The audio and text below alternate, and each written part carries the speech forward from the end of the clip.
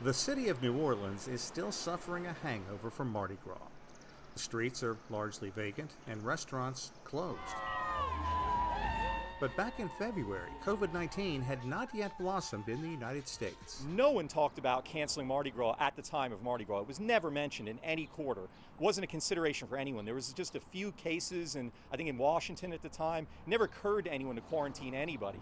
It was unthinkable. Count Ray CANNATA among those who wish we knew then what we know now. CANNATA takes part in the annual celebration, parading up and down tree-lined streets with a group or crew called the Rolling Elvi. The parades are big, bold, and over the top, just like the Elvis. New Orleans is a place where you're packed close to each other in music clubs, and it's black and white, young and old, native and transplant, tourists and locals all packed together. Exactly 2 weeks after the end of Mardi Gras, physicians in this city said it was like a bomb went off. Suddenly, hospitals were overburdened, and New Orleans, as well as the state of Louisiana, were thrust into crisis mode. In the aftermath, parades, public parties, and festivals were canceled for the rest of the year by the city's mayor, a potentially crippling blow to a city built on the service industry. The mayor shutting things down, I mean, it was a necessity. It needed to be done. But I don't think New Orleans is necessarily worse than anywhere else. Chef Scott Craig says Katie's, one of his 3 restaurants, is doing about a third of the amount of business it did before the pandemic took hold of New Orleans. And right now, I'm just trying to think about how long I can survive. We'll come back in time. It's going to take some time, and it's not going to be just some switch that you can turn off and on. You know, it's going to take time to recover from this. It was like, well, we hope this don't come here. And as one of my old bosses used to say, hope is not a method. Army General RUSSEL HONORE knows disasters. He was the man credited with turning around the government's anemic first response to Hurricane Katrina 15 years ago. Be back, Alice. Right.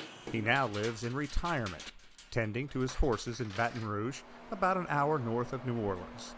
And he quickly grew weary of the Trump administration saying the pandemic was under control. America and the world got to come to grip with. The reason it is a disaster is it has defeated you. The opposite of that is, if you had control of it, it wasn't a disaster, it was an inconvenience. But it doesn't mean the virus has to win. Now, he says, is the time for testing, then trace the outbreak and contain it. And we need to focus on what we're going to do in the next 6, 10 to 12 months to limit the amount of people that die, because the most important thing in disaster is keeping people alive.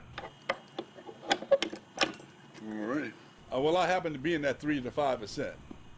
I'm a minority. I'm 73 years old. I've been treated for heart and respiratory issues, so I don't have much chance of surviving.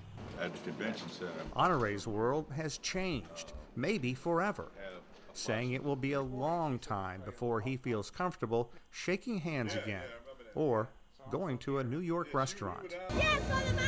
Ray CANNATA is much more than an Elvis impersonator. He's also a minister and has found that his job has changed dramatically in a time of social distancing. Some people are coming a little unhinged, and I feel myself unhinged too after a while. You have a lot of endurance, and adrenaline gets you through the first few weeks, and then after that you start to have some interesting emotions. A city with so much social capital has now found itself broken. No swagger, no songs, no celebrations. For the first time in a long time, the city is looking disaster in the face, wondering when its carefree days will return. Sean Caleb, CGTN, New Orleans, Louisiana.